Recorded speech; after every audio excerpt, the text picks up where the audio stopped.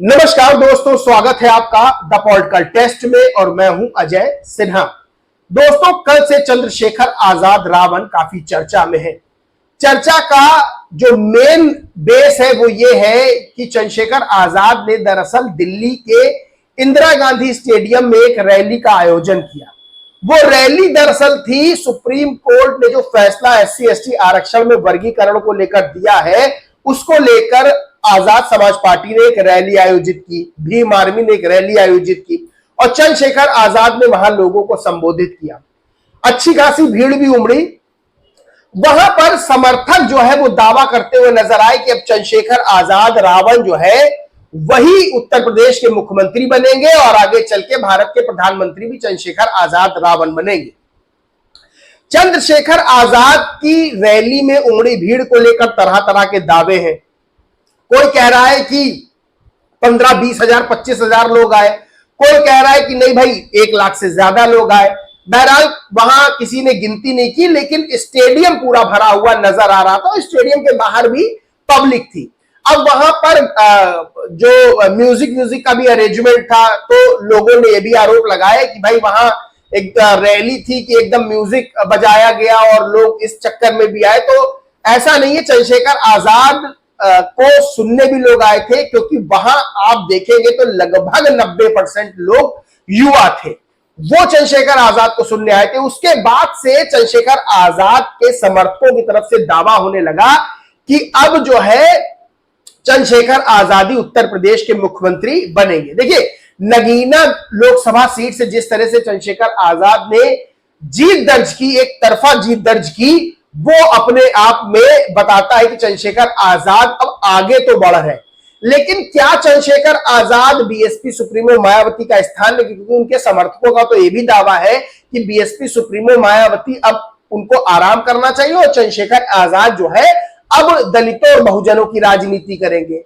लेकिन उनके समर्थकों के दावे में कितनी सच्चाई है और चंद्रशेखर आजाद को लेकर जो सोचा जा रहा है भाई आगे मुख्यमंत्री, देखिए मुख्यमंत्री और प्रधानमंत्री तो कोई भी एक आम नागरिक बन सकता है, हमारे संविधान ने ऐसी ताकत दी है। लेकिन जो बीएसपी सुप्रीमो मायावती की लेगेसी चलती आ रही है, क्या उस लेगेसी को डाउन करके चंद्रशेखर आजाद जो है आगे बढ़ेंगे? ये तमाम तरह के सवाल खड़े हो रहे हैं। देखिए, चंद्रशेखर आजाद की बात कर ले, चाहे आजाद समाज पार्टी की बात कर ले, तो अभी बीएसपी और बीएसपी सुप्रीमो मायावती के आगे जो है वो आजाद समाज पार्टी और चंद्रशेखर आजाद बहुत कद में कम है। यानी बीएसपी सुप्रीमो मायावती की राजनीति उतने समय की जितना चंद्रशेखर आजाद रावण की एज है। अब बीएसपी सुप्रीमो मायावती के संघर्षों को आज के युवा ने शायद नहीं देखा, तभी वो चंद्रशेखर आजाद के जो संघर्ष है उनको लेकर तमाम तरह के दावे कर रहे हैं। क्योंकि जब बीएसपी सुप्रीमो मायावती अपने समय में संघर्ष करती थी, तब उनके संघर्षों को देखने वाले, समझने वाले आज भी ये बात जानते हैं और आज भी दावे के साथ कहते हैं कि मरते दम तक बीएसपी को ही वोट देंगे। लेकिन अब चूंकि राजनीति बदल रही है, राजनीति का तरीका बदल रहा है, तो उस तरीके के हिसाब से चंद्रशेखर आज जो है वो युवाओं में, अपने वर्ग के युवाओं में काफी फेमस हो रहे हैं। क्योंकि चंद्रशेखर के पास जो पॉलिटिक्स उनकी है वो एग्रेशन की पॉलिटिक्स है। यानी वो एग्रेसिव मोड में रहते हैं, अपनी बात को बड़े ठोक पीट कर अपनी बात को कहते हैं और युवाओं को ये चीज बेहद पसंद आती है। भले ही ये भी आरोप लगते हैं कि चंद्रशेखर आजाद जहां जाते किसी मामले में, वहां 8-10 युवाओं के ऊपर जो है वो मुकदमे हो जाते हैं और आकाश आनंद भी ये आरोप लगा चुके हैं और तमाम आरोप लगते भी हैं। लेकिन फिर भी युवाओं को चंद्रशेखर आजाद की राजनीति पसंद आती है। लेकिन सवाल ये खड़ा होता है, क्या चंद्रशेखर आजाद बीएसपी सुप्रीमो मायावती का स्थान ले सकते हैं? क्या बीएसपी को डाउन करके एएसपी आगे बढ़ सकती है? देखिए, उत्तर प्रदेश के नेताओं को अगर देखें, उनके राजनीतिक इतिहास को देखें, तो एक चीज समझ में आएगी कि उत्तर प्रदेश के नेता रैलियां करने में बहुत आगे रहते हैं। यानी अगर चंद्रशेखर आजाद की बात करें, चंद्रशेखर आजाद की ये रैली तो इतनी बड़ी नहीं थी। अखिलेश यादव से लेकर स्वर्गीय मुलायम सिंह यादव और बीएसपी सुप्रीमो मायावती तो अगर रैलियां करने की बात आए तो अब तक की सबसे बड़ी रैली अगर किसी नेता ने की है तो बीएसपी सुप्रीमो मायावती ने रैली की है। उनकी रैलियों में इतनी बसें आती थी कि कई किलोमीटर तक बसों की लाइन लग जाती थी, पूरी पूरी ट्रेन बुक होती थी। यानी अगर रैली की बात की जाए तो चंद्रशेखर आजाद की रैली बीएसपी सुप्रीमो मायावती की रैली का एक हिस्सा मात्र है। ये एएसपी के समर्थक भी अच्छे तरह से जानते हो, चंद्रशेखर आजाद भी जानते हैं कि बीएसपी सुप्रीमो मायावती की ताकत है क्या। अब यही सोच लीजिए आप कि चंद्रशेखर आजाद ने इंदिरा गांधी स्टेडियम में एक रैली की, एक सभा की, वहां पूरा स्टेडियम भर गया।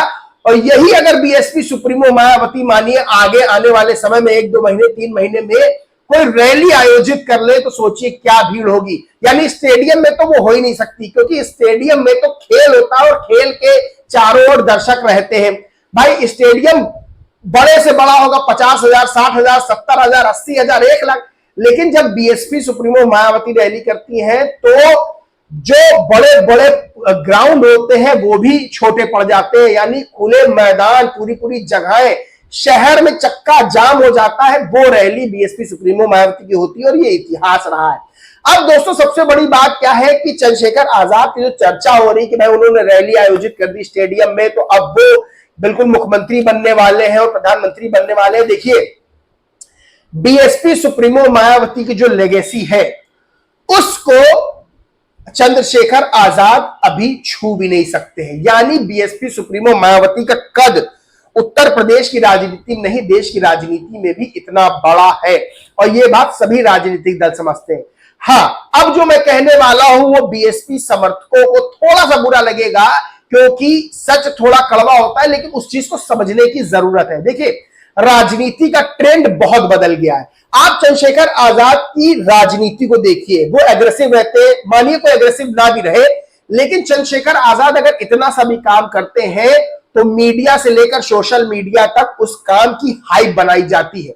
यानी तमाम सोशल मीडिया पेजेस, तमाम जो है मीडिया में ये दिखाया जाता है कि भाई चंद्रशेखर आजाद ने ये किया। वहीं बीएसपी सुप्रीमो मायावती बड़े से बड़ा काम भी कर जाती है तो वहां पर जो है वो चर्चा नहीं होती, बहुत शांति के साथ काम करती है।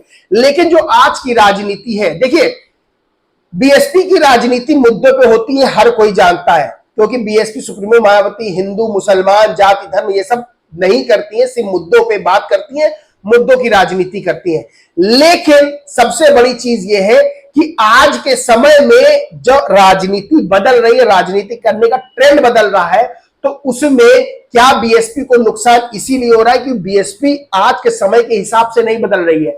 बीएसपी को अभी हालिया जो लोकसभा चुनाव हुए उसमें सबसे ज्यादा नुकसान इंडिया गठबंधन ने पहुंचाया, ये कह के कि संविधान बदला जा रहा है, आरक्षण खत्म किया जाएगा।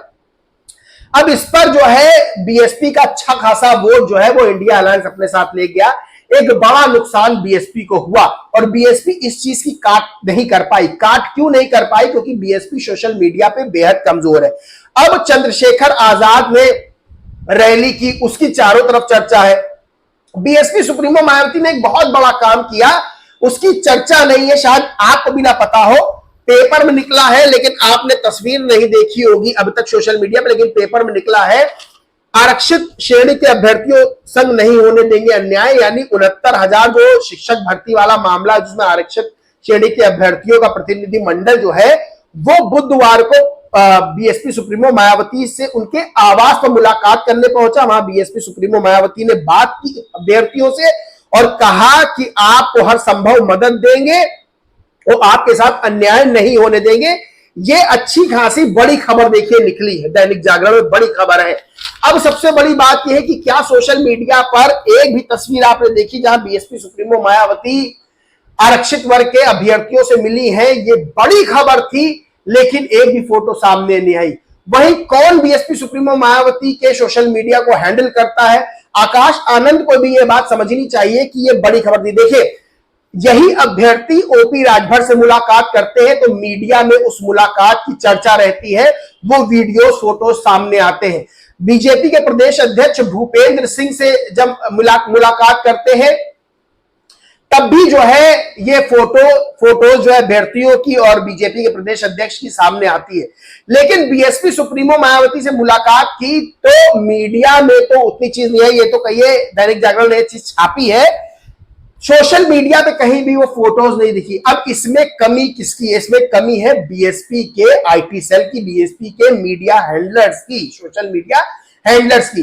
और आकाश आनंद को भी ये बात समझनी चाहिए कि ये फोटोज आनी चाहिए थी सामने जहां बीएसपी सुप्रीमो अभ्यर्थियों से मुलाकात कर रही है। अब यहीं पर चंद्रशेखर आजाद होते तो पूरी मीडिया में, वो सोशल मीडिया पर वो फोटोज छाई रहती कि चंद्रशेखर आजाद ने मुलाकात की। ये अंतर है एएसपी और चंद्रशेखर आजाद क्या काम करने का और बीएसपी और बीएसपी सुप्रीमो मायावती काम करने का। देखिए, मीडिया में अपने आप को दिखाना पड़ेगा, बताना पड़ेगा, क्योंकि आज के समय की राजनीति की मांग यही है। इस चीज को समझना पड़ेगा। आकाश आनंद युवा है, पढ़े लिखे, सोशल मीडिया की ताकत को अच्छे से समझते हैं। सोशल मीडिया की ही ताकत थी जो बीजेपी जो है 400 पार का नारा दे रही थी, 250 के अंदर सिमट के रह गई। ये सोशल मीडिया की ताकत है और सोशल मीडिया की ताकत ने ही चंद्रशेखर आजाद का वो कद बनाया है कि आज जो युवा जो है वो चंद्रशेखर आजाद को लेकर मुख्यमंत्री बनाने और प्रधानमंत्री बनाने का भी दावा कर रहे हैं। देखिए, कोई काम करे तो वो काम अपने समर्थकों तक पहुंचाने की जिम्मेदारी उस राजनीतिक दल की होती है। और ये बात बीएसपी के नेताओं को भी समझनी होगी बहुत अच्छे से, क्योंकि बीएसपी के नेता खुद, उनके जो ट्विटर हैंडल्स है वो बहुत ही ज्यादा अनएक्टिव रहते हैं। दोस्तों चलिए सबसे बड़ी बात कर ले कि तब एएसपी के समर्थक ये बात कहते हैं कि चंद्रशेखर आजाद हमारे लिए काम कर रहे हैं, हमारे लिए लड़ रहे हैं, वो मुख्यमंत्री है, कोई मुख्यमंत्री प्रधानमंत्री बन सकता है। लेकिन अब बात कर ले, उत्तर प्रदेश का सबसे पहला एक्सप्रेसवे किसने बनाया था? उत्तर प्रदेश का सबसे पहला एक्सप्रेसवे, यमुना एक्सप्रेसवे बनाया था बीएसपी सुप्रीमो मायावती ने। बहुत बड़ा काम, बहुत बड़ा काम उस समय। यानी अगर विकास की शुरुआत की उत्तर प्रदेश में बात की जाए, पूर्ण बहुमत की सरकार शुरू करने की बात की जाए, तो 2007 में पहली पूर्ण बहुमत की 5 साल चलने वाली सरकार बीएसपी सुप्रीमो मायावती की बनी थी। पहला एक्सप्रेस में उत्तर प्रदेश में बीएसपी सुप्रीमो मायावती ने बनवाया था। सबसे ज्यादा राज्य विश्वविद्यालय जो है वो बीएसपी सुप्रीमो मायावती के शासनकाल में बने। शकुंतला मिश्रा जो विश्वविद्यालय था जहां पे दिव्यांगों को भी पढ़ने का और अच्छे से आगे बढ़ने का अधिकार है, वो भी बीएसपी सुप्रीमो मायावती ने बनवाया था। पहला इंटरनेशनल बुद्धा सर्किट जहां पे फॉर्मूला 1 रेस हुई थी, वो भी बीएसपी सुप्रीमो मायावती ने बनाया था। तो मायावती ने बहुत काम करवाए हैं, लंबी लिस्ट है। उत्तर प्रदेश में अगर विकास की बात की जाए तो बीएसपी सुप्रीमो मायावती के जब सरकार आई उसके बाद से समझ लीजिए तेजी से विकास के काम शुरू हुए और आगे वाली सरकारें अपने अपने हिसाब से उन कामों को बढ़ाती रही। मेट्रो की शुरुआत भी वहां, मेट्रो का जो कागजों पे शुरुआत होने, मतलब शुरुआत बिल्कुल मानी जाए तो बीएसपी सुप्रीमो मायावती के जो है शासनकाल में शुरू हुई थी। बाद में अखिलेश यादव ने मेट्रो में लखनऊ मेट्रो के लिए अच्छा काम किया और फिर आगे जो है और भी वो काम बढ़ता गया। तो सबसे बड़ी बात यह है कि बीएसपी सुप्रीमो मायावती ने बहुत सारे काम किए हैं, ऐसे ऐसे काम किए जो कई सरकारों का सपना होता है कि भाई हम भी ये काम करें। लेकिन आज के समय में बीएसपी का जो डाउनफॉल है, बीएसपी जो कमजोर नजर आ रही है, उसका सबसे बड़ा कारण एक है कि बीएसपी के नेता, बीएसपी का सोशल मीडिया सेल अपने काम बता ही नहीं पा रहा है। और यह बात आकाश आनंद को समझनी होगी। बीएसपी को अपने जो है सोशल मीडिया पे बहुत वर्क करना पड़ेगा और आज की राजनीति के हिसाब से चीजें करनी पड़ेगी, क्योंकि बीएसपी काम कर रही है, बीएसपी के नेता काम कर रहे हैं। लेकिन सबसे बड़ी चीज यह है कि जब तक जनता के सामने वो काम नहीं आते हैं, लोगों को पता नहीं चलता है, तब तक पता ही नहीं चलता है कि काम कुछ हुआ है या नहीं हुआ है। ये सोचने वाली बात है। बाकी दोस्तों, आप पूरे मामले पर क्या सोचते, क्या मानते, कमेंट करके जरूर बताएं।